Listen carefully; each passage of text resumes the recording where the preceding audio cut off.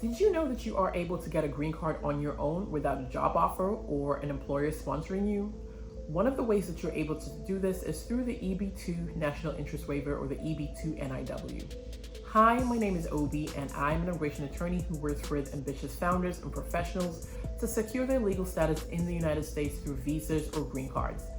Today, we are going to talk about the EB-2 NIW. What is it? Who qualifies? What USCIS looks for in applications, and mistakes to avoid. Stick with me to the very end, and I will share my top tip to strengthen your EB-2 NIW application. Let's get into it. Now, what is the EB-2 NIW? EB-2 NIW is a green card pathway for degree holders, advanced degree holders, or those with exceptional abilities.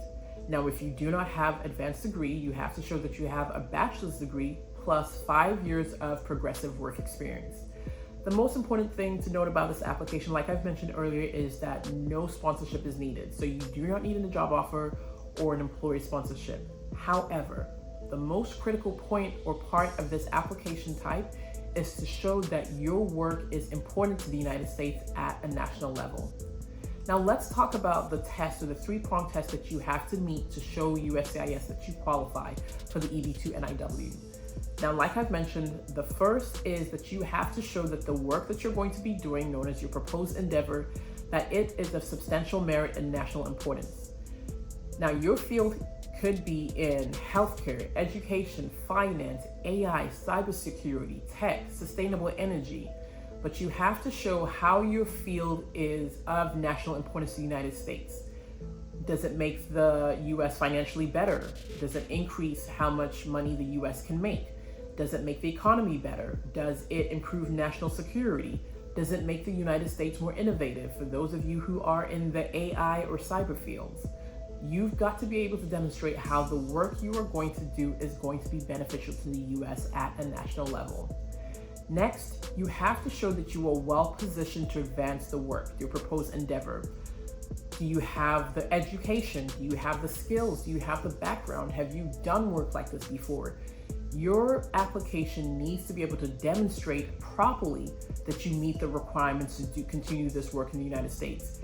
Awards, degrees, publications, news articles. Have you been on podcasts? Have you been do you have any patents or any technology attributions to this? You've got to be able to show how you are able and well qualified to continue this work in the United States. Next, you should be able to demonstrate why a waiver is beneficial to the US. Why should they skip the employer sponsorship, and how does it help the country? You've got to be able to demonstrate that your work is urgent and cannot be delayed. Now let's talk about some common mistakes that I see when it comes to EB-2 NIW applications. The first, weak recommendation letters. It's not enough that your recommendation letter says how nice you are, you have a strong work ethic, they've known you for a while, and that you would be a positive addition to the United States and you should be given a green card. That's great. What your application really needs to talk about is the work that you have done. Talk about your skills, your qualifications, why you are the person to continue this work in the United States. Your recommender should also be able to talk freely and adequately as to how your work is going to impact the United States positively, and show that the work that you're doing is of national importance to the United States. Have they worked with you before? Do they have knowledge of your work? Are you well regarded in your industry? Your recommendation letter should be able to talk to some of these things. Next, you ignore the three-pronged test. You are not able to show how your work is of national importance. You're not able to document or show how you're qualified. You are not able to connect the dots at all, such that whoever is reviewing your application package is confused and cannot see why you should be approved for this application.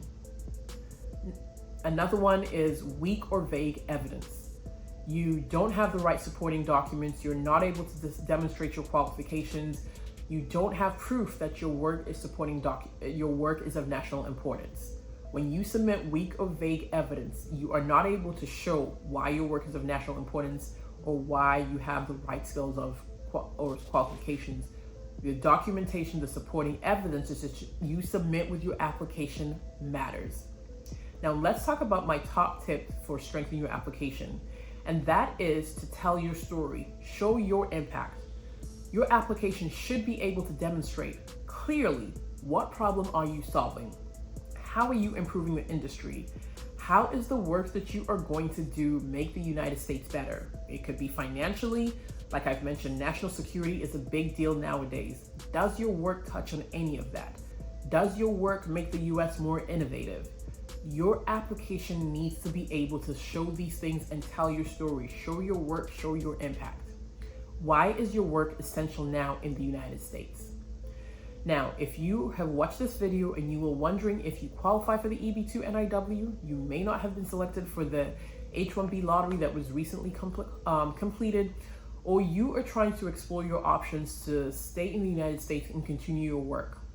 If you're wondering if you qualify, click the link in my bio and schedule your one-on-one strategy